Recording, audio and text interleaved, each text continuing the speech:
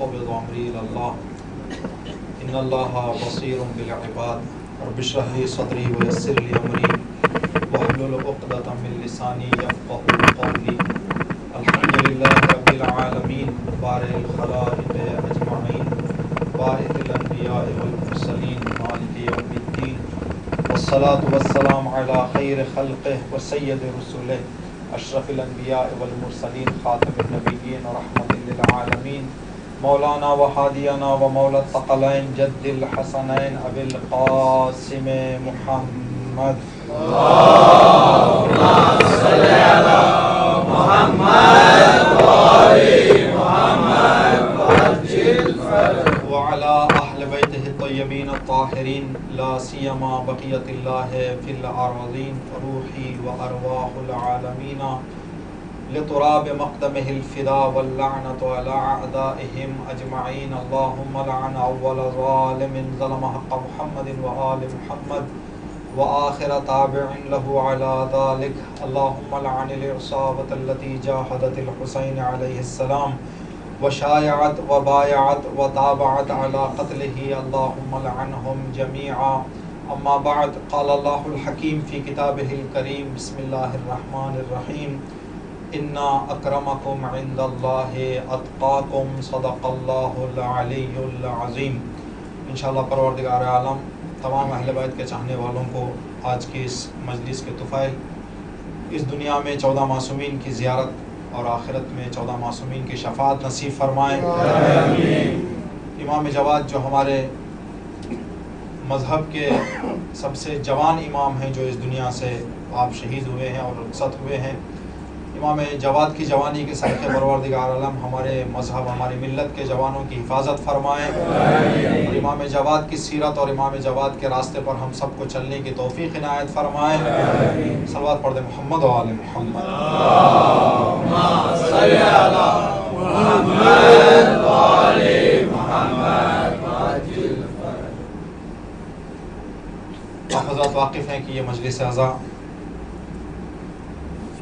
امام رضا علیہ السلام کے اکلوتے فرزند امام محمد تقی علیہ السلام کی شہادت کی مناسبت سے منعقد ہو رہی ہے۔ انشاءاللہ پروردگار عالم کی توفیق اور خود امام جواد علیہ السلام کی مدد سے آپ کی زندگی کے کچھ خصوصیات پر، گرچہ یہ وہ خصوصیات ہیں جو بارہا ہم لوگ سن چکے ہیں، لیکن ایک الگ رخ اور الگ انداز سے آپ کی خدمت میں پیش کرنا چاہیں گے۔ ہمارے معصومین اور اماموں کی زندگی کو اگر ہم مطالعہ کریں اور ان کی زندگی پر ہم روشنی ڈالیں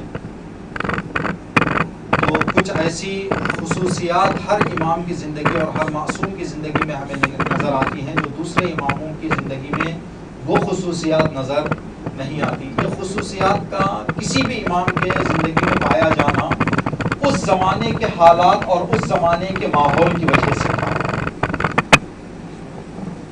نوے امام کی زندگی میں کچھ ایسی خصوصیات ہیں جن خصوصیات کو بہتر سمجھنے کے لیے اور ان خصوصیات کے ذیل میں، ان خصوصیات کی روشنی میں نوے امام کی عظمت کو سمجھنے کے لیے ہمیں ان خصوصیات پر تھوڑا سا غور سے گفتگو کرنا پڑے گا۔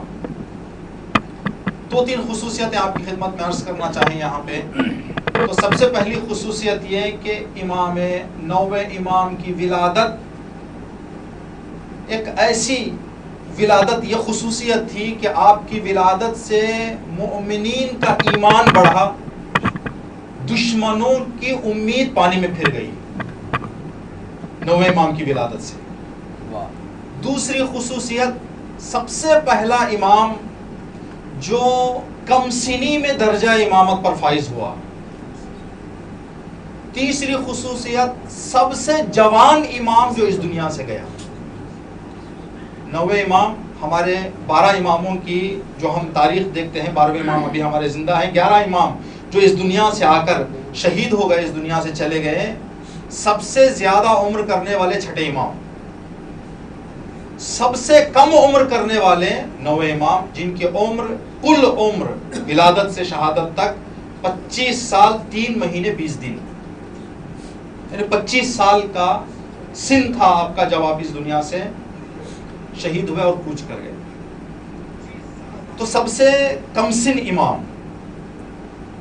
تو ان باتوں کو سمجھنے کے لیے ہمیں اس کا پس منظر دیکھنا پڑے گا کہ کیا وجہ تھی کہ 9ویں امام کی ولادت ایمان کا اضافہ مومنین کے اور دشمنان دین کے امیدوں پر پانی پھر جانا، کیا وجہ تھی، وہ کیا بیک گراؤنڈ ہے اس کا، وہ کیا پس منظر ہے اس کا.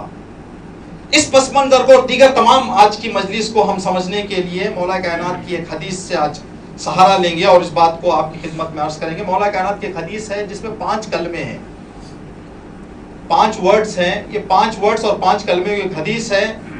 یہ پوری حدیث انسان کی کامیابی اور ناکامی کا خلاصہ ہے. کسی بھی انسان کے کامیاب ہونے میں بہت ساری چیزیں اثر کرتی ہیں، ناکام ہونے میں بھی بہت ساری چیزیں اثر کرتی ہیں. اس سب چیز کا خلاصہ یہ 5 کلمے کی ایک حدیث ہے. مولا کائنات امیر مومنان علی ابن ابی طالب علیہ السلام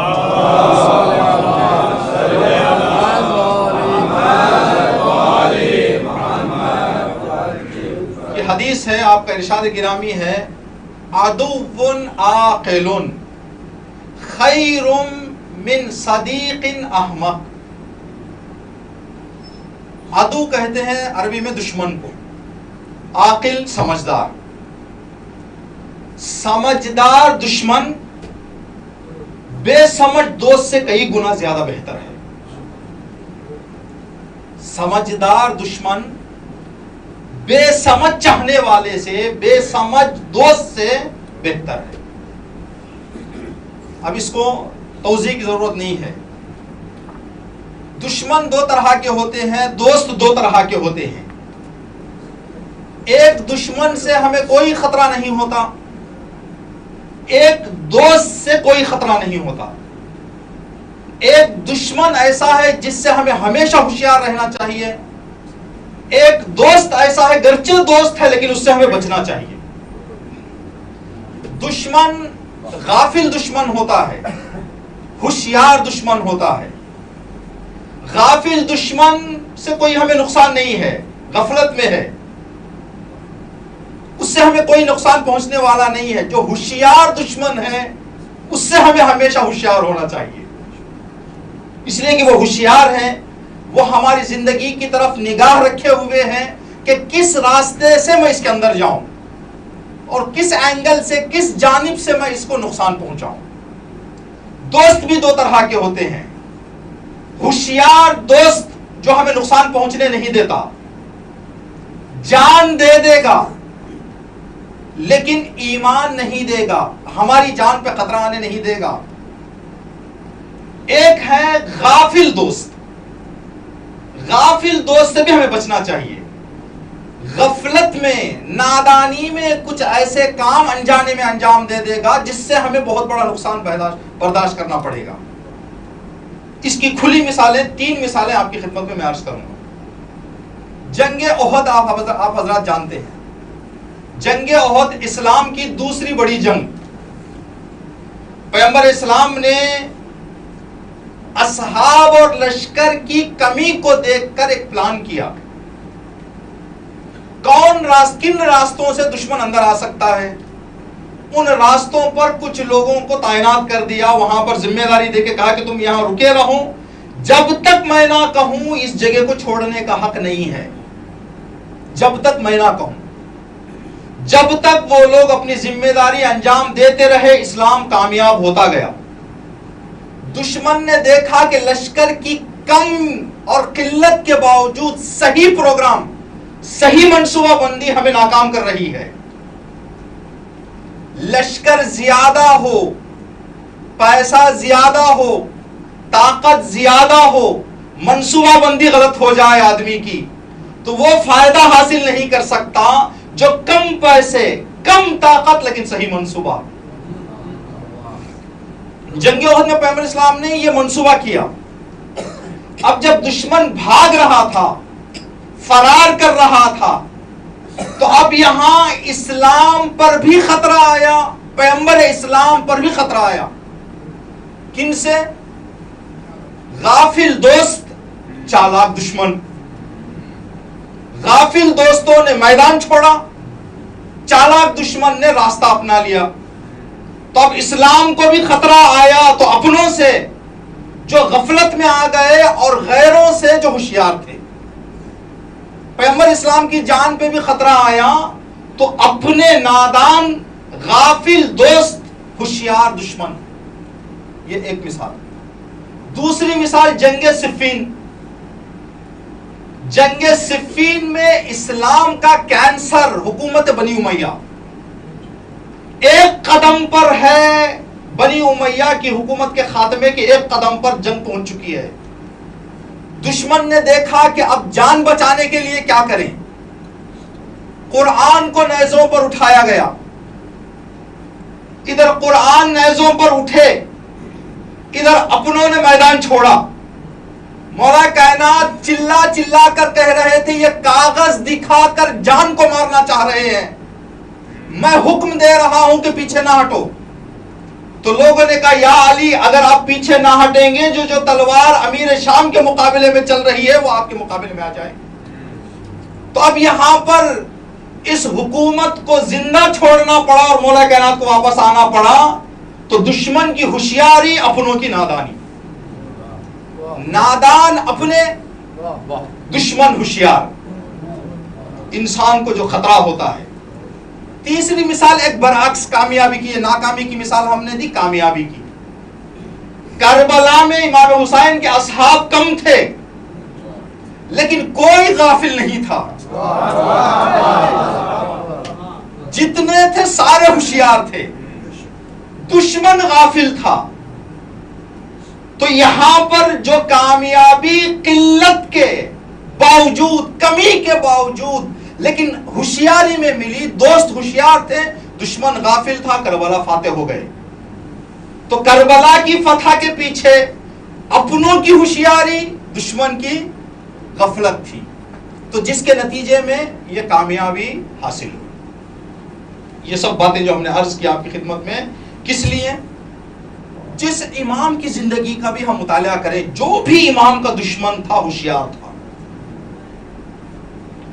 اپنے غافل تھے، اکثر اپنے غافل تھے، دشمن ہوشیار تھا. اس کی مثالیں کیا ہیں؟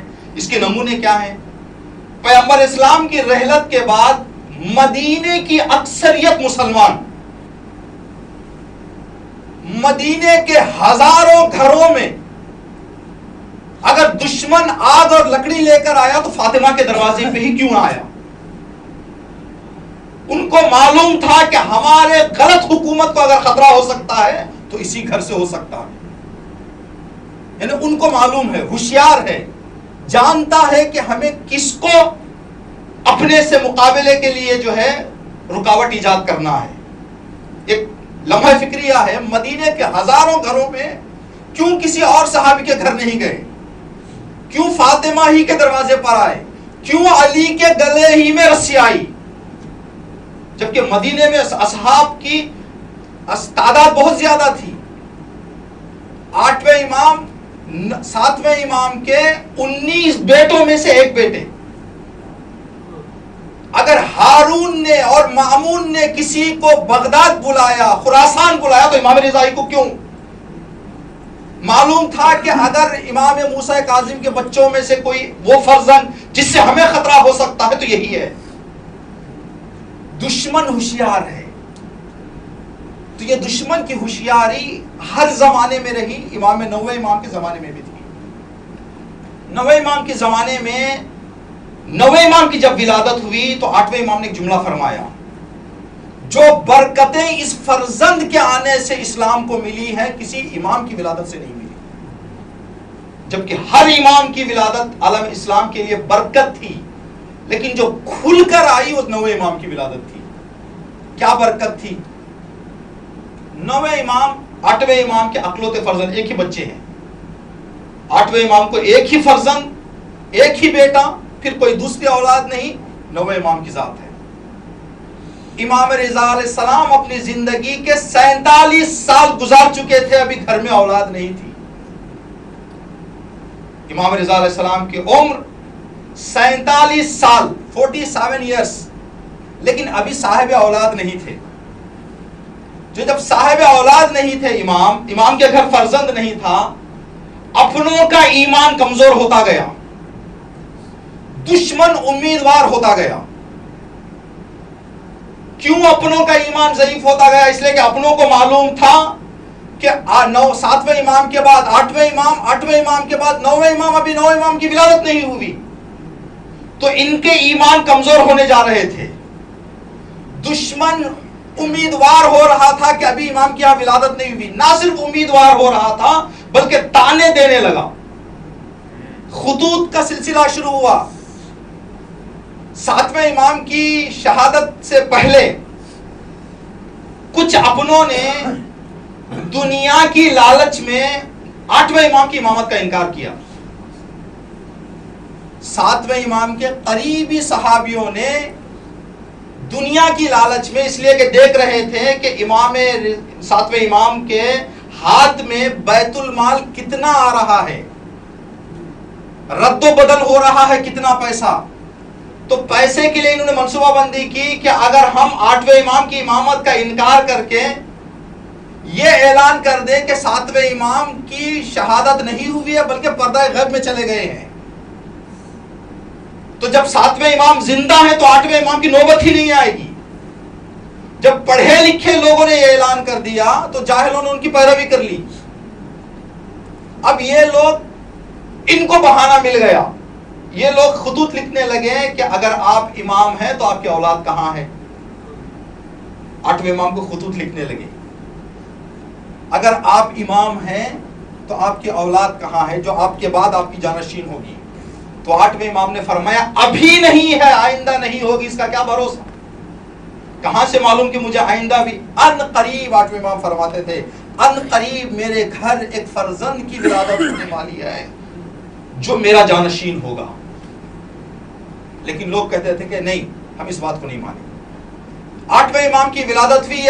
9ویں امام کے ولادت ایمان جو کمزور ہو رہا تھا اس کو مضبوط کر لیا. دشمنوں کی امیدوں پر پانی پھر گیا. یہ 2 جگہوں پر ہوا ہے. نا امیدی دشمن کو 2 ولادتوں سے ہوئی، ایک فاطمہ زہرا کی ولادت، ایک امام محمد تقی کی ولادت. ابراہیم کی رحلت کے بعد دشمن سوچ رہا تھا کہ نبی نبوت کا دعویٰ کرتا رہے، لا الہ الا اللہ کہتا رہے، کب تک کہے گا؟ اب اس کے بعد تو کوئی فرزند نہیں ہے. جب فرزند نہیں ہے تو سارا رسول کی دعوت، پوری دعوت، رسول کی آنکھ بند ہوگی، دعوت بھی ختم ہو جائے گی. یہ امید رکھ کر دشمن بیٹھا ہوا تھا کہ فاطمہ زہرا کی ولادت ہوئی تو کل دشمن وہاں نا امید ہوا، یہاں آج دشمن نا امید ہوا 9ویں امام کی ولادت سے. 9ویں امام کی ولادت ہوئی. اب دشمن پیچھے نہیں ہٹنے والا. ایک غلط ادعا کرنے لگے کہ نعوذ باللہ یہ 8ویں امام کے فرزند نہیں ہیں. 9ویں امام 8ویں امام کے فرزند نہیں ہیں، بلکہ جس کنیز سے امام نے شادی کی ہے وہ کنیز اپنے ساتھ بچہ لے کر آئی تھی. ولادت امامت کے لیے 9ویں امام 8ویں امام کے فرزند ہونا چاہیے. امام محمد تقی علیہ السلام کی عمر 2 سال کی ہے. 8ویں امام گھر میں تشریف فرما نہیں ہے. کچھ ظالموں نے 9ویں امام کو گود میں اٹھایا. اس زمانے میں چہرہ دیکھ کر نسل بتانے والے ہوتے تھے. ناک اس کی فلاں جیسی ہے، کان اس کے فلاں جیسے ہیں، آنکھ اس کے فلاں جیسے ہیں، تو یہ اس خاندان کا نواسا ہے، اس خاندان کا پوتا ہے، بتا دیتے تھے. تو امام محمد تقی علیہ السلام کو لے گئے اس آدمی کے پاس جو چہرہ دیکھ کر بتاتا ہے، تاکہ لوگوں کو بتا دیں کہ نہیں یہ 8ویں امام کے فرزند نہیں ہیں. جب اس انسان کے پاس لے گئے جو چہرہ دیکھ کر پہچانتا تھا، جیسے اس نے 9ویں امام کو دیکھا تو کہا لعنتیوں کس کو لے کر آئے ہو؟ اب اس زمانے میں اس سے پاک نسل کسی کی نہیں ہے.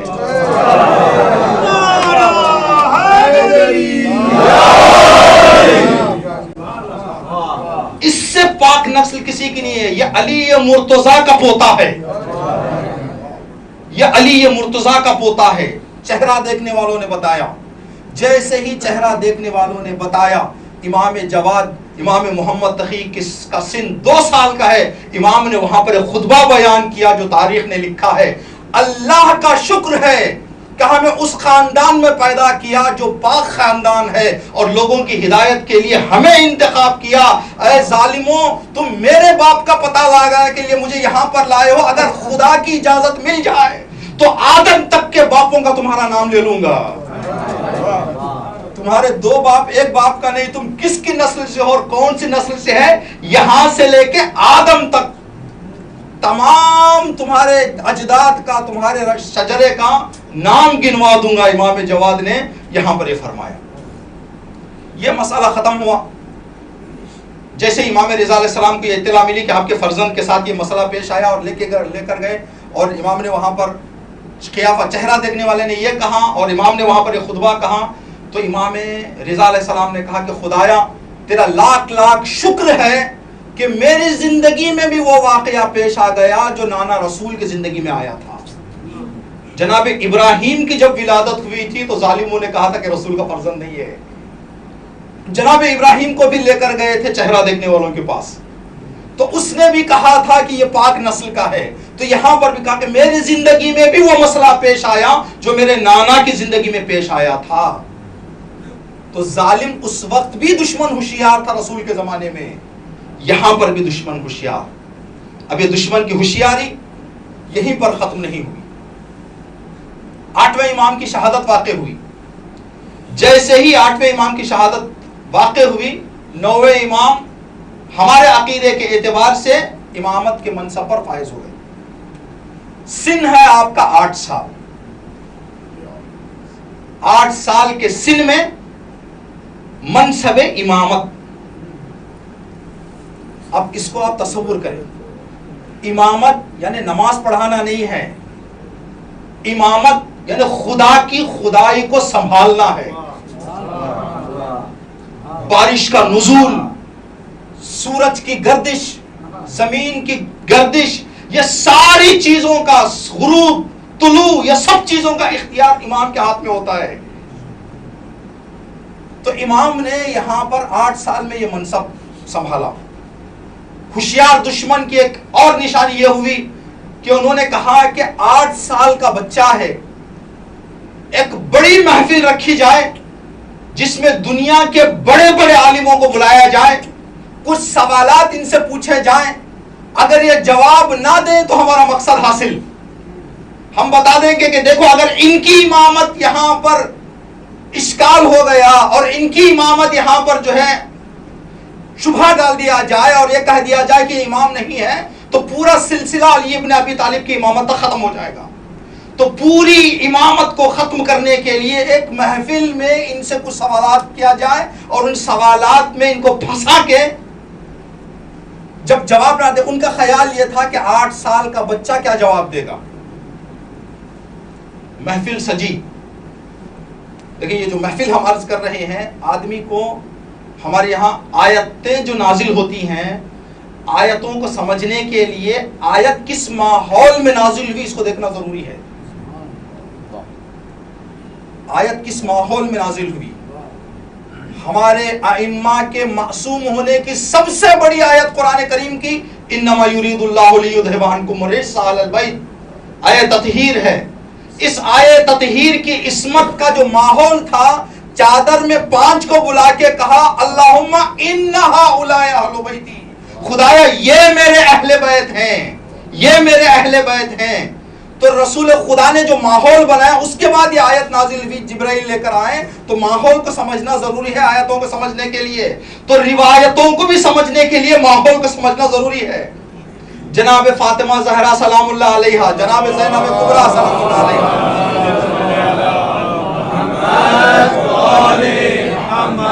کہ خطبوں کو بہتر، ان خطبوں کی عظمت اگر ہم کو جاننا ہے تو اس کے ماحول کو دیکھنا پڑے گا۔ جناب فاطمہ زہرا کے خطبے کا میں ماحول آپ کی خدمت میں عرض کروں۔ جناب فاطمہ زہرا سے جب فدق چھینا گیا تو بی بی مسجد نبوی میں جانے کے بعد، دربار میں جانے کے بعد ایک خطبہ بی بی نے کہا۔ یہ جو خطبہ جس ماحول میں بی بی نے کہا ہے اس ماحول کو دیکھنا ضروری ہے۔ یہ خطبہ اس وقت ہوا ہے جب رسول اسلام اس دنیا سے گئے، تیسرا یا چوتھا دن ہے. گھر جلایا جا چکا ہے، دروازے سے بیوی زخمی ہو چکی ہیں، بچہ شہید ہو چکا ہے، آنکھوں کے سامنے اپنے شوہر کے گلے میں رسی دیکھ چکی ہیں. یہ سارے ماحول کے باوجود بھی دنیا کا بے نظیر خطبہ. ماحول کو سمجھنا ضروری ہے، ماحول کو. تو نوے امام سے جو سوالات کیے جا رہے ہیں اس ماحول کو جاننا ضروری ہے. نوے امام کو مامون نے جو محفل سجائی اس زمانے، اس لیے کہ یہ گورنمنٹ کے اعتبار سے، حکومت کے اعتبار سے بادشاہ تھا، خلیفہ تھا. خلیفوں کا ارتباط دوسرے مملکتوں کے خلیفوں سے ہوتا ہے، عام آدمی سے تو نہیں ہوتا. پریسیڈنٹ کے رابطے دوسرے ملکوں کے پریسیڈنٹوں سے ہوتے ہیں. تو اس نے اس زمانے میں جتنے اس کے اطراف میں اور اس کی حکومت کے موافق حکمران تھے سب کو بلایا. یعنی ایک ایسی مجلس جس میں پوری دنیا کے اس زمانے کا ایک انٹرنیشنل کانفرنس کہے یا انٹرنیشنل جو ہے پروگرام، پورے دنیا کے بادشاہوں کو بلایا، سب فرقوں کے اور اس زمانے میں موجود سب فقیہوں کو بلایا. فقیہوں کو بلانے کے بعد بنی عباس کی ایک ٹیم کو یہ ذمہ داری دی کہ ان فقیہوں میں سے فقیہ کو چنو جس نوے امام سے گفتگو کر سکے. یعنی جس فقیہ پر تمہیں بھروسہ ہو اس فقیہ کا انتخاب کرو. ایک تو فقیہ ہی بڑا مرتبہ رکھتا ہے، پھر فقیہوں میں فقیہ کو انتخاب کیا جائے. ایک آدمی کو انتخاب کیا گیا جس کا نام لکھا گیا ہے تاریخ میں یحییٰ ابن اکثم. یحییٰ ابن اکثم نوے امام سے 45 سال بڑا. امام کی عمر 8 سال، اس کی عمر تھی اس زمانے میں 53 سال. 53 سال.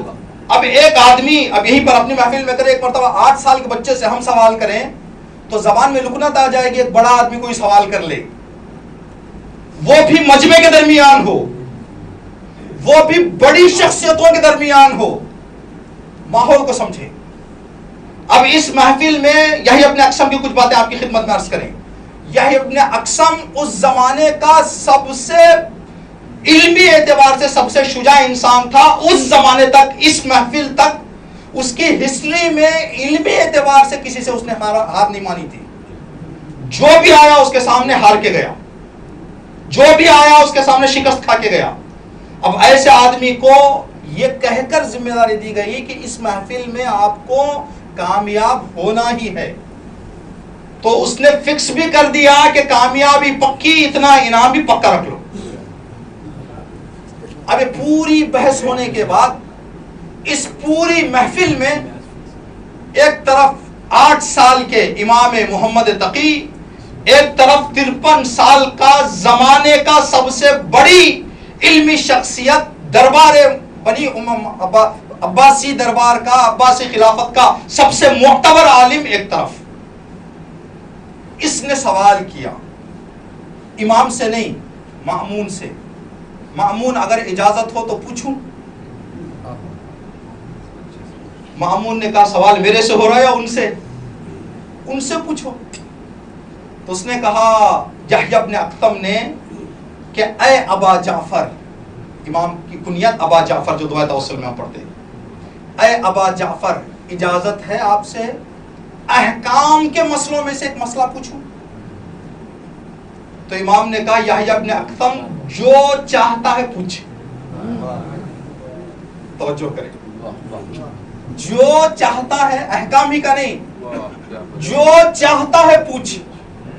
کل علی نے سلونی قبل ان تفقدونی کہا، محمد تقی نے کر دکھایا. امامت کا بچپنا اور بڑھاپا اگر تبدیل ہو جائے تو امام نہیں ہے. پہلے دن جو مقام امامت ہوتا ہے آخری دن بھی وہی ہوتا ہے. اس ماحول کو آپ ذہن میں رکھیں تاریخ کی کسی کتاب میں یہ نہیں لکھا گیا کہ امام محمد تقی علیہ السلام نے کچھ گھبراہٹ کا احساس کیا ہو. کسی بھی جملے میں، کسی بھی تاریخ میں، کسی بھی واقعے میں نہیں ملتا. کیوں نہیں ملتا؟ اس لیے کہ امام نے کہ دو چیزیں ہیں، دنیا میں میرا ایک جسم ہے، اس ہستی میں میرا ایک نور ہے. میرے جسم کی عمر 8 سال ہے، میرے نور کی عمر آدم سے ہزاروں سال پہلے سے ہے. یہ لوگ میرے جسم کو دیکھ رہے ہیں، میرے نور کی طرف ان کی نگاہ نہیں ہے. اب جہاں 8 سال کے بچے کی ہم نے مثال دی، 8 سال کا بچہ 50 سال کے آدمی کے سامنے ڈر جاتا ہے، یا ہزاروں سال کا علم کا پہاڑ ایک چونٹی کے سامنے تھا. امام نے کہا کہ جو پوچھنا ہے پوچھ لو، جو پوچھنا ہے پوچھ لو. اس منظر کو آپ ذہن میں رکھیں. امام کا جواب، جو پوچھنا ہے پوچھو. ہمارے احکام میں ایک حکم ایسا ہے جو بہت کم پیش آتا ہے، وہ ہے حج کا مسئلہ. اس لیے کہ حج زندگی میں ایک بار واجب ہے. حج میں بھی سب سے سخت مسئلہ شکار کا ہے کہ اگر آدمی حج میں شکار کر دے تو اس کا کیا جواب ہے. یہ بہت سخت مسئلہ ہے. کیوں سخت مسئلہ ہے؟ اس لیے کہ اس کی شاخیں بہت ہیں. میں آپ سے ایک سوال کرتا ہوں مثال سمجھنے کے لیے.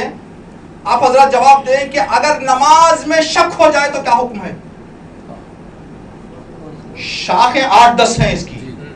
1 اور 2 میں شک ہے، 2 3 میں ہے، 3 4 میں ہے، 4 5 میں ہے، 3 5 میں ہے، 3 4 میں ہے، سجدے سے پہلے ہے، سجدے کے بعد ہے، رکوع سے پہلے ہے، رکوع کے بعد ہے. کہاں پر شک ہو رہا ہے؟ شاخیں بہت ہیں.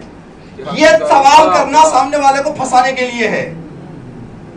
یحییٰ ابن اقسم نے اب تک جو باتیں کی تھی، علمی مقابلے کیے تھے، اس میں بسم اللہ الف سے یہ تک جا رہا تھا. یہاں پر اس کو بھی معلوم تھا کہ نوے امام کی کیا عظمت ہے، تو اس نے آخری تیر مارا. آخری تیر تاکہ یہیں پر جو ہے بات ختم ہو جائے، کہیں پھر گفتگو آگے نہ بڑھے. جیسے اس نے کہا کہ شکار کا کیا مسئلہ ہے، تو امام نے فرمایا مجھے یہ بتاؤ شکار پہلی مرتبہ تھا یا دوسری مرتبہ؟ احرام اتار چکا تھا یا نہیں اتارا؟ اندر رہ کر باہر مارا یا باہر کھڑے ہو کے اندر مارا؟ مارنے کے بعد پچھتایا یا نہیں پچھتایا؟ پرندہ تھا یا پرندہ نہیں تھا؟ چھوٹا تھا یا بڑا تھا؟ عمرے کے لیے گیا تھا یا حج کے لیے گیا تھا؟ مجھے اس میں سے کون سا تمہارا سوال ہے؟ ادھر امام کا سوال ختم ہوا، وہاں یحییٰ ابن اقسم کے پسینے شروع ہو گئے. تو یہاں سے ہمیں معلوم ہوتا ہے مدرسوں کے پڑھے ہوئوں کا بڑھاپا امام کے بچپنے کا مقابلہ نہیں کر سکتا. صلوات پڑھیں محمد و آل محمد.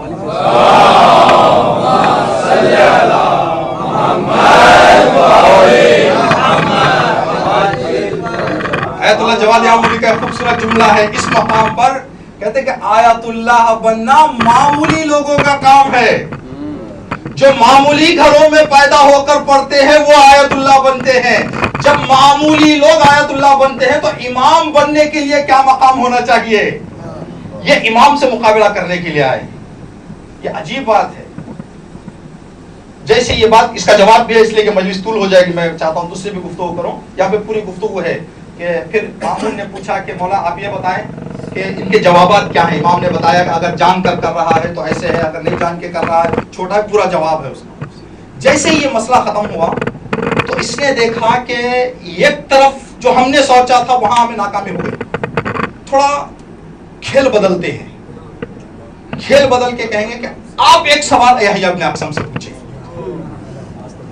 اگر یہاں پر یہ جواب دے دے پھر بھی ہمارا مقصد حاصل. امام سوال کرے اور یحییٰ ابن اقسم جواب دے دے تو مسئلہ حاصل، مقصد حاصل.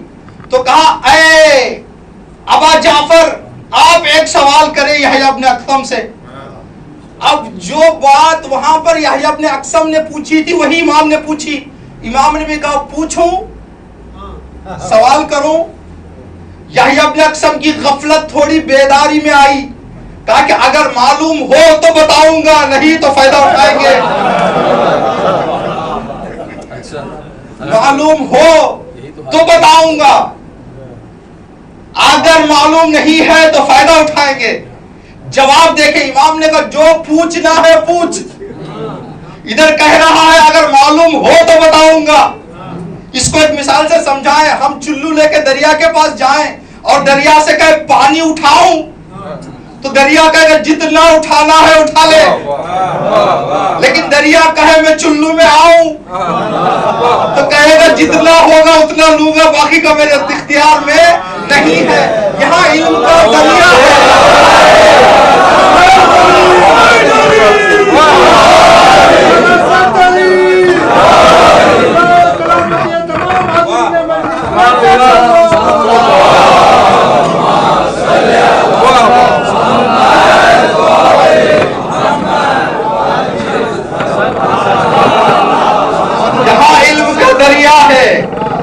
مدرسے کا چلو ہے، مدرسے کا چلو ہے۔ امام نے کہا ٹھیک ہے، یہ بتا کہ ایک آدمی ایک عورت وہ کیا کرے کہ سورج جب صبح کی نماز کا ٹائم ہو تو یہ آپس میں نامحرم ہے، سورج نکلے تو محرم، یہی دو، پھر تیسرا مرد نہیں، یہی عورت یہی مرد۔ صبح کی نماز کے وقت نامحرم، صبح کی نماز کے بعد محرم، دوپہر کی اذان کے وقت نامحرم، 4 بجے محرم، غروب سورج ہو گیا نامحرم، مغرب کی نماز پڑھے محرم، آدھی رات ہو گئی نامحرم، صبح کی نماز ہوئی محرم۔ وہ کون مسئلہ ہے بتا؟ مولا مجھے نہیں معلوم، آپ بتا دیں، آپ بتا دیں۔ تو امام نے یہاں پر جواب دیا، بس اس کا جواب مختصر آپ کی خدمت میں عرض کریں کہ عورت پہلے زمانے کا جو سسٹم تھا، نوکرانی جو گھر لائی جاتی تھی اس لیے کہ پرماننٹ گھر میں رہتی تھی اور اس کو حجاب کرنا مشکل ہوتا تھا، تو اسلامی اعتبار سے وہ عورت جو کنیز بن کے آ رہی تھی، نوکرانی بن کے آ رہی تھی، وہ گھر والوں کے لیے محرم ہو جاتی تھی۔ امام نے فرمایا کہ ایک آدمی کسی گھر کی کنیز کو دیکھنا چاہے نامحرم، صبح کی نماز کے بعد، صبح کی نماز کے بعد اس کنیز کو پیسہ دے کے خرید لے، اب ہو گئی اس کی کنیز محرم۔ ایک اور جو راستہ ہے اسلام میں جو بھلائی کا، غلام کو آزاد کرنا، کنیز کو آزاد کرنا، یہ آدمی دوپہر کی نماز کے، ظہر کی نماز کے وقت آزاد کر دیا، جب آزاد کر دیا پھر نامحرم، 4 بجے شادی کر لی، اس سے نکاح کر لیا، پھر محرم، مغرب کے وقت، غروب کے وقت زہار کر دیا۔ زہار ایک مسئلہ ہے، پہلے زمانے میں تھا، یہ آج ہمارے اسلام میں نہیں یہ مسئلہ، یہ اس زمانے میں تھا کہ اگر کوئی آدمی یہ کہہ دے کہ اپنی بیوی سے جب ناراض ہو جاتے تھے، جھگڑا ہوتا تھا، تو کہہ دیتے کہ تو میری ماں جیسی ہے، تو میری بہن جیسی ہے، تو میری بیٹی جیسی ہے۔ جب یہ جملہ کہہ دے آتا آدمی وہاں پر، تو یہ عورت اس کے لیے نامحرم ہو جاتی جب تک کہ کفارہ نہ دے دے۔ تو کہا کہ غروب کے وقت اس نے زہار کر دیا، آدھی عشاء کے وقت، نماز مغرب کے وقت اس نے توبہ کر لی، کفارہ دے دیا، پھر محرم ہو گئی۔ آدھی رات کو طلاق دے دیا، صبح کی نماز کے وقت طلاق چھوڑ دیا، واپس چلا گیا طلاق میں۔ یہ محرم اور نامحرم کا مسئلہ۔ 8 سال کا ایک سن رکھنے والا اس محفل میں اس طرح کے جواب، آپ اندازہ کریں کتنی بڑی فضیلت ہے 8 امام، 9 امام، 9 امام کی یہ فضیلت ہے۔ بس یہیں پر مسئلہ ختم نہیں ہوتا۔ ظالم، ہمارے اماموں کی ایک روایت ہے، الحمدللہ الذی جعل اعداءنا من الحمقاء، خدا کا لاکھ لاکھ شکر ہے کہ ہمارے دشمنوں کو بے سمجھ پیدا کیا، کم عقل پیدا کیا۔ یہ بات ہم عرض کر چکے ہیں۔ ہر سال عراق پر حملہ، لیکن زائروں کی تعداد میں اضافہ۔ اب اس سے بڑی حماقت کیا ہوگی کہ ان کو سمجھنا تھوڑی چاہیے، اب سمجھ لینا چاہیے کہ ہم جتنا ان کو ڈرائیں گے اتنا یہ اوپر آئیں گے، ان کو ڈرانا چھوڑ دو، یہ ڈرانے سے چوکتے نہیں، ہم جانے سے چوکتے نہیں، یہ ان کی حماقت ہے۔ جب تاریخ نے لکھ دیا تھا یہ امام کی محفل، تو مأمون اس دنیا سے گیا، معتصم آیا، پھر معتصم نے یہی کام کیا، پھر ایک محفل سجائی، پھر نوے امام کو بلایا، پھر یہاں پر ایک سوال کیا۔ سوال یہ تھا کہ ایک آدمی چوری کے الزام میں گواہوں کے ساتھ پکڑا گیا۔ جب گواہوں کے ساتھ چوری کے الزام میں پکڑا گیا، تب یہ آدمی سزا کے لیے حکومت کے پاس آئے اس آدمی کو لے کے، کہ قرآن کی آیت ہے السارق والسارقہ فاقطعوا ایدیہما، چور مرد چور عورت اگر گواہوں سے ثابت ہو جائے تو ہاتھ کاٹ دو۔ اب اس کا ہاتھ کاٹنا چاہیے، اب یہ سمجھ میں نہیں آ رہا تھا کہ کہاں سے کاٹے ہاتھ۔ یہ پورا ہاتھ ہے، یہ ہاتھ کا ایک حصہ ہے، یہ بھی ہاتھ کا حصہ ہے، یہ بھی۔ جب ہم کہیں گے ہاتھ ٹوٹ گیا کسی کا تو اوپر بھی ٹوٹ جائے تو کہیں گے ہاتھ ٹوٹ گیا، نیچے بھی ٹوٹ جائے تو کہیں گے ہاتھ ٹوٹ گیا، پنجہ بھی ٹوٹ جائے تو کہیں گے ہاتھ ٹوٹ گیا۔ تو ہاتھ جو کہا جاتا ہے اس پورے حصے کو کہا جاتا ہے۔ اب معتصم کے ذہن میں یہ بات نہیں آئی کہ کس طرح سے اس کے ہاتھ کاٹا جائے، کہاں سے کاٹے۔ کہا کہ علماء کو بلاؤ۔ جب علماء کو دعوت دی گئی تو وہاں پر نوے امام کو بھی بلایا۔ اب نوے امام اس کے بعد جوانی کے عالم میں ہیں، ایک ایک عالم سے سوال ہوا، ہر شخص نے قرآن کی آیت سے جواب دیا، قرآن کی آیت سے۔ ابھی ابن ابی داؤد نامی جو بڑا عالم تھا، اس نے کہا کہ ہاتھ کو کلائی سے کاٹنا چاہیے، یہ کلائی سے کاٹ دینا چاہیے۔ کا دلیل کیا ہے تمہاری؟ تو کہا اس لیے کہ خداوند عالم مسح کی جو بات کہا، تیمم کرنے کی بات ہے، تو کہا فَامْسَحُوا بِوُجُوهِكُمْ وَأَيْدِيكُمْ، مسح میں تیمم میں اپنے چہرے اور اپنے ہاتھ کو مسح کرو۔ تو ہم تیمم میں پورا ہاتھ تو مسح نہیں کرتے، انگلیوں کا تو مسح نہیں کرتے، کلائی سے تیمم جو کیا جاتا ہے کلائی سے نیچے تک کیا جاتا ہے۔ تو جتنا تیمم میں ہم مسح کرتے ہیں اتنا کاٹنا چاہیے، اس لیے کہ قرآن نے ہاتھ اتنے کو کہا ہے۔ اکثریت نے کہا کہ صحیح جواب ہے، صحیح جواب ہے۔ دوسرے عالم سے کہا کہ تمہارا جواب کیا ہے؟ تو اس نے کہا کوہنی تک کاٹنا چاہیے۔ کہا کیوں؟ اس لیے کہ جب وضو کی آیت خدا نے پڑھی، وضو کا حکم جاری کیا تو کہا فَاغْسِلُوا وُجُوهَكُمْ وَأَيْدِيكُمْ، وضو میں اپنے چہرے اور ہاتھ کو دھو۔ تو ہم ہاتھ وضو میں کتنا دھوتے ہیں؟ تو یہ ہاتھ ہے۔ تیسرے سے کہا کہ تمہارا کیا مسئلہ ہے؟ تو اس نے کہا کہ کاندھے سے کاٹنا چاہیے۔ کہا تمہاری دلیل؟ کہا کہ ہاتھ سب کو کہتے ہیں، یہ بھی ہاتھ ہے، یہ بھی ہاتھ ہے، یہ بھی ہاتھ ہے۔ جب ہاتھ کاٹنے کو قرآن کہہ رہا ہے تو کاندھے سے کاٹنا چاہیے۔ جب تینوں کے بڑے بڑے تین مذہبوں کے علماء کا جواب معتصم نے سن لیا تو نوے امام کی طرف اشارہ فرما کے کہا کہ آپ کی کیا نظر ہے؟ تو امام نے فرمایا میری نظر نہ پوچھو تو اچھا ہے، میری نظر نہ پوچھو تو اچھا ہے۔ تو اس نے کہا کہ مولا آپ کو خدا کا واسطہ کہنا پڑے گا۔ اب اس کے ذہن میں ایک سوال آ رہا ہے، شاید جواب نہیں ہے، جس کی وجہ سے یہ راستہ کاٹنا چاہ رہے ہیں۔ کہا کہ آپ کو خدا کا واسطہ بتانا پڑے گا۔ تو امام نے فرمایا نہیں، مجھ سے نہ پوچھو، میرے سے سوال جواب نہ مانگو تو بہتر ہے، اس لیے کہ جب علی اوپر جائے گا تو بت نیچے آ جائیں گے، جب امام اوپر جائے گا تو بت نیچے آ جائیں گے، تم میری زبان نہ کھلواؤ۔ کہا کہ نہیں آپ کو خدا کا واسطہ۔ پھر امام نے کہا جب خدا کا واسطہ دے کر تو کہہ رہا ہے تو میں جواب دے رہا ہوں، تینوں کا جواب غلط، تینوں کا جواب غلط۔ اب یہاں پھر ماحول کو تصور کریں، بڑے لوگ سن کے اعتبار سے ایک 14-15 سال کا جوان بڑے علماء کے سامنے کہہ رہا ہے کہ آپ کا تینوں کا جواب غلط کا دلیل۔ اب دلیل ایسی ہونی چاہیے جو سب خاموش ہو جائیں، ورنہ بات مشکل ہو جائے گی۔ تو امام نے فرمایا کہ حدیث رسول تم نے نہیں سنی؟ کہ رسول نے فرمایا کہ سجدے میں 7 چیزوں کا زمین پر رکھنا واجب ہے. پیشانی، 2 ہتھیلیاں، 2 گھٹنے، 2 انگوٹھے. کیا تم نے یہ روایت نہیں سنی؟ کہا ہاں سنی ہے. کہ یہ قرآن کی آیت بھی نہیں سنی؟ وَلِلَّهِ الْمَسَاجِدُ، سجدے کی جو جگہ ہے وہ اللہ کے لیے ہے، وہ اللہ کی شخصیت ملکیت ہے، وہ اللہ کے ہیں، اس میں دوسروں کا حق نہیں ہے. کہا ہاں ان دونوں کو ملاؤ تو 4 انگلیاں کاٹنا چاہیے تاکہ سجدے میں اس کا ہاتھ رکھا جائے. جیسے یہ جواب ملا تو سب نے کہا کہ صحیح فرما رہے ہیں.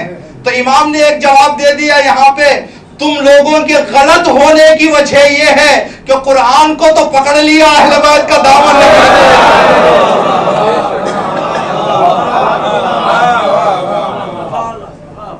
قرآن آیت کو تو لے لیا، روایت کا سہارا نہیں لیا.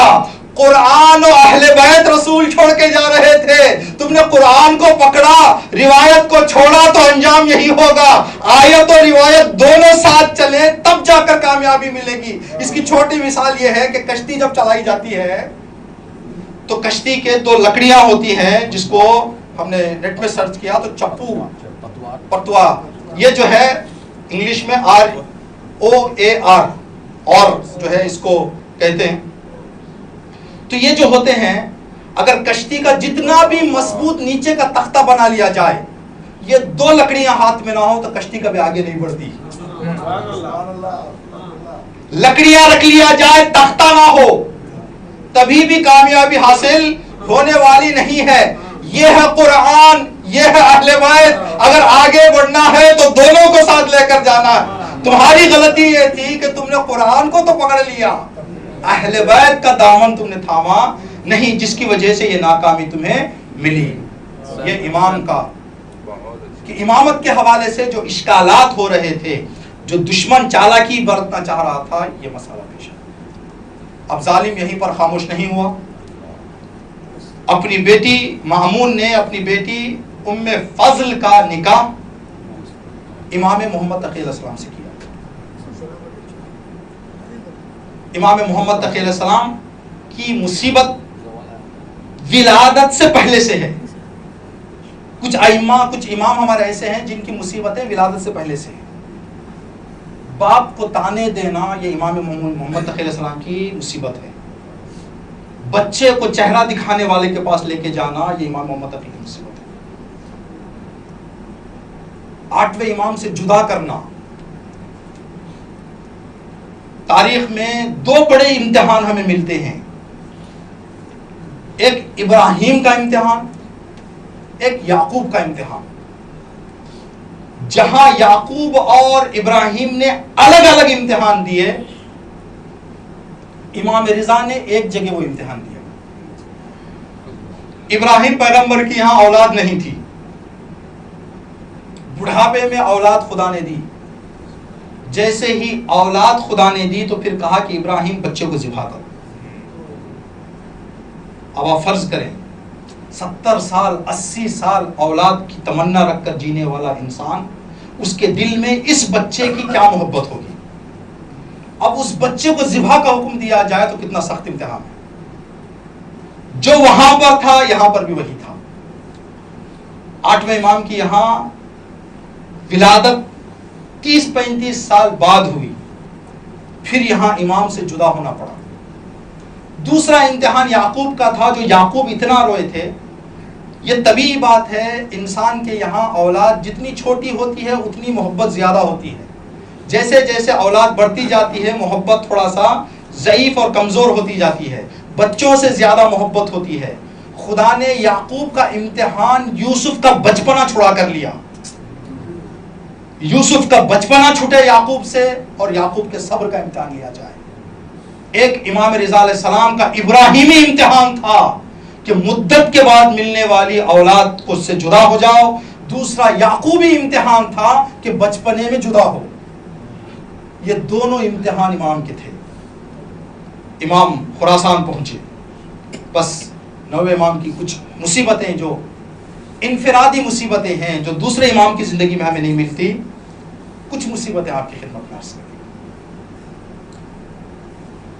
9ویں امام تقریباً اہل بیت کے درمیان کچھ مصیبتیں آپ کی شباہت رکھتی ہیں امام حسین سے، کچھ مصیبتیں شباہت رکھتی ہیں فاطمہ زہرا سے، کچھ مصیبتیں آپ کی شباہت رکھتی ہیں امام حسن سے. یعنی تین اماموں نے، تین معصوموں نے الگ الگ جو مصائب برداشت کیے ہیں وہ امام محمد تقی نے اکیلے میں برداشت کیا. جوانی میں اس دنیا سے جانا، وہاں فاطمہ گئی تھی، یہاں امام محمد تقی گئے. فاطمہ بھی جب اس دنیا سے گئی تو بچے چھوٹے چھوٹے تھے. 25 سال کا سن رکھنے والے شخص کی اولاد کتنی عمر کی ہوگی؟ سب سے بڑے فرزند امام محمد تقی کے امام علی نقی 8 سال کے، 8 سال 4 بچے امام کے، چھوٹے چھوٹے بچے. وہاں فاطمہ کے جنازے پر چھوٹے بچے تھے، یہاں امام محمد تقی کے جنازے پر چھوٹے بچے، امام کی نسل کے چھوٹے بچے. لیکن وہاں اور یہاں فرق یہ تھا کہ وہاں حسنین روتے تو علی سر پہ ہاتھ رکھتے، لیکن یہاں غربت میں شہید ہو گئے تھے. دوسری شباہت امام حسین سی. اس سے پہلے کہ امام حسین کی مصیبت آپ کی خدمت میں عرض کریں، امام حسن کی میں آپ کی خدمت میں عرض کروں. امام حسن کو بھی گھر کی عورت نے زہر دیا، امام محمد تقی کو بھی گھر کی عورت نے زہر دیا. انسان کے دنیا کی پریشانیوں کے بعد جہاں انسان کو سکون ملتا ہے وہ گھر ہے. اگر کسی کو گھر میں پریشانی شروع ہو جائے اس کے مصیبت کی انتہا نہیں ہوتی، اس کا لمحہ لمحہ مصیبت میں گزرتا ہے. امام محمد تقی باہر نکلتے تو ظالموں کے تانے، ظالموں کی پریشانیاں، ظالموں کی مصیبتیں گھر میں آتی تو گھر والی پریشان کرنا شروع کر دیتی. یہ امام محمد تقی علیہ السلام کی. وہاں پر بھی زہر دیا گیا، یہاں پر بھی زہر دیا گیا. آقا حجت الاسلام نشا پوری نے ایک زہر کے حوالے سے قسمیں بیان کی ہیں جو عجیب ہیں. کا زہر 2 طرح کا ہوتا ہے. پہلے زمانے کی طبابت میں یہ چیز لکھی گئی ہے کہ زہر 2 طرح کا ہوتا ہے. ایک زہر ہوتا ہے زہر ہلاہل، ایک زہر ہوتا ہے زہر شوشا، زہر کا نام ہے. ان دونوں کی خصوصیت یہ ہے، پھر زہر ہلاہل بھی 2-3 قسم کا ہوتا ہے. الگ الگ قسموں کا اثر الگ الگ ہوتا ہے. اس کا اندازہ ہم ایسے لگا سکتے ہیں کہ امام حسن مجتبیٰ کو جب زہر دیا گیا تو زہر دینے کے 40 دن بعد امام اس دنیا سے گئے. 40 دن تک وہ زہر اثر کرتا رہا. امام حسن عسکری علیہ السلام کو جب زہر دیا گیا تو 7 دن بعد امام اس دنیا سے چلے گئے. تو تھوڑا قوی اور پاور والا زہر جو یہاں پر دوسری قسم. تیسرا امام موسیٰ کاظم علیہ السلام کو جب زہر ہلاہل دیا گیا تو 3 دن بعد امام شہید ہو گئے. یہ زہر ہلاہل مدتوں کے بعد، دنوں کے بعد اثر کرتا ہے. لیکن زہر شوشا کے لیے لکھا جاتا ہے کہ جیسے ہی زہر اندر جائے آدمی کے پیر کام کرنا چھوڑ دیتے ہیں. امام محمد اور وہ آدمی کچھ گھنٹوں میں اس دنیا سے چلا جاتا ہے. امام محمد تقی علیہ السلام کو زہر شوشا دیا گیا. ام فضل نے، گھر کی زوجہ نے یہ زہر امام کو دھوکے سے پلایا. تو کہتے جیسے ہی امام محمد تقی علیہ السلام نے زہر اپنے امام جو ہے زہر امام کے اندر گیا، شکم میں گیا تو امام کے پیروں نے کام کرنا چھوڑ دیا. دوسری خصوصیت زہر کی بتائی جاتی ہے کہ جب زہر آدمی کو دیا جاتا ہے تو پیاس زیادہ لگتی ہے، انسان کو تشنگی کا زیادہ احساس ہوتا ہے. امام محمد تقی علیہ السلام کو تشنگی کا احساس زیادہ ہو رہا تھا. ایک طرف سے پیر کام کرنا چھوڑ چکے ہیں، دوسری طرف سے امام کو تشنگی کا احساس ہو رہا ہے. امام کے گھر میں ایک کونے میں برتن رکھا گیا ہے، معمولاً پرانے گھروں میں رکھا جاتا تھا، جس میں پانی رکھا گیا ہے. پانی سامنے ہے لیکن امام کو آگے نہیں بڑھنے کی طاقت نہیں ہے. امام نے ام فضل سے کہا اے ام فضل میرا کلیجہ پھٹ رہا ہے، ایک شربت، ایک گلاس پانی، ایک مجھے شربت جو ہے پانی کا پلا دو. تو ام فضل نے کہا کہ نہیں، یہ نصیب ہونے والا نہیں ہے، یہ آپ کو نہیں دیا جائے گا. امام تڑپ سے چلانے لگے کہ مجھے پانی چاہیے، مجھے پانی چاہیے. تو ام فضل نے یہ سوچا کہ امام کی ان آوازوں کو کہیں پڑوسی نہ سن لے اور پڑوسی نہ آ جائیں اور پوچھے کہ کیا ہو گیا ہے. تو اس نے کنیزوں کو بلایا، گھر میں بٹھا کر کہا کہ تم لوگ تالیاں بجاتے رہنا تاکہ امام کی آواز باہر نہ جائے. ادھر امام پیاس سے تڑپ رہے ہیں، ادھر کنیز، ادھر مہدی کنیزیں اور ظالم یہ کام کر رہے ہیں کہ امام کی آواز کو جانے نہیں دیتے۔ امام پر یہ ستم چل رہا تھا۔ کنیزوں میں سے ایک کنیز کہتی ہے کہ امام کا تڑپنا مجھ سے دیکھا نہیں گیا، میں چلی گئی باہر اور میں نے یہ ارادہ کر لیا کہ چاہے مجھے مار دیا جائے، چاہے مجھے قتل کر دیا جائے، میں ایک شربت جو ہے پانی کا امام کے حوالے کر دوں گی، میں امام کو پانی پلا دوں گی۔ یہ سوچ کر میں اندر گئی، اپنے کمرے میں گئی، پانی لے کر امام کے حجرے میں داخل ہونا چاہ رہی تھی۔ جیسے ہی میں نے دروازہ کھولا تو میں نے کیا دیکھا کہ امام محمد تقی چہرے کی طرف سے زمین پر گرے ہوئے ہیں۔ اب امام کے زبان سے پانی کی آواز نہیں آتی۔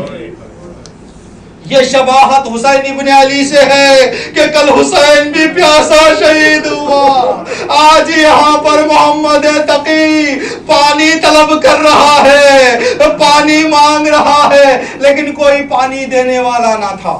اجرکم اللہ، خدا کو کوئی غم نہ دے سوائے غم سید الشہداء کے۔ جیسے ہی امام کی شہادت کی خبر ملی، کچھ مزدوروں کو بلایا ام فضل نے اور کہا کہ امام کے جنازے کو گھر کی چھت پر لے کے جاؤ۔ امام کے جنازے کو گھر کی چھت پر رکھ دیا گیا تاکہ لوگوں کو ابھی خبر نہ ہو۔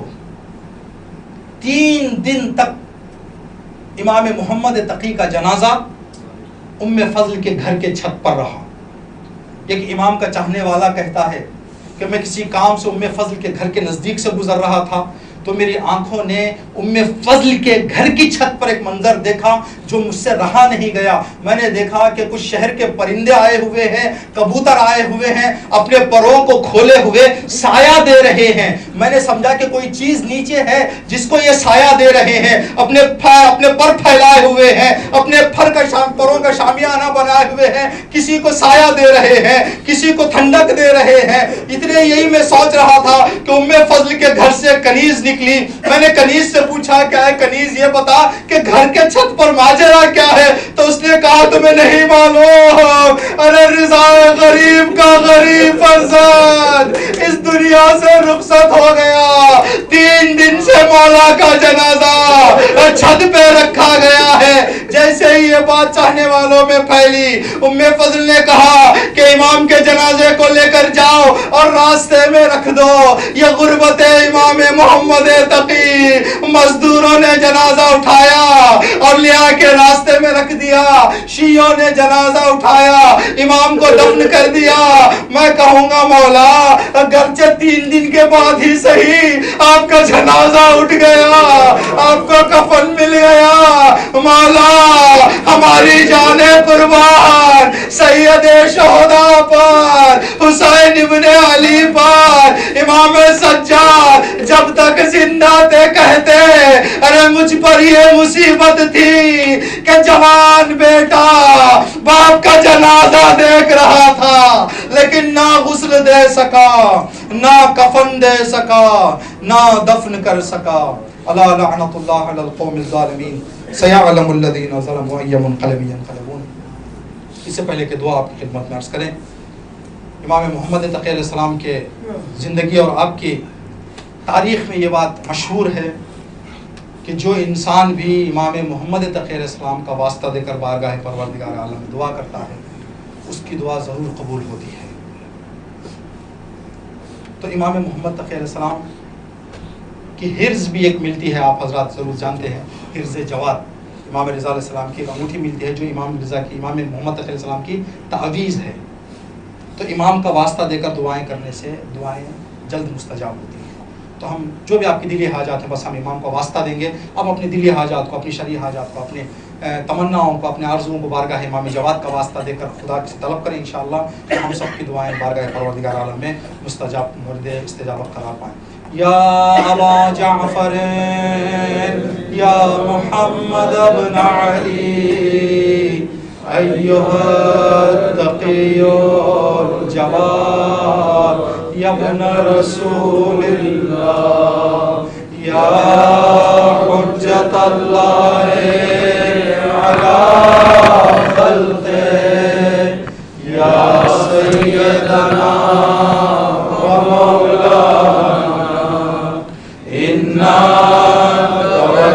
استفتحنا واستشفعنا وتوسلنا بك إلى الله وقدمناك بين يدي حاجاتنا يا وجيها عند الله اشفع لنا عند الله يا وجيها عند الله اشفع لنا عند الله ربنا تقبل منا انك انت السميع العليم وانت المحسن. Say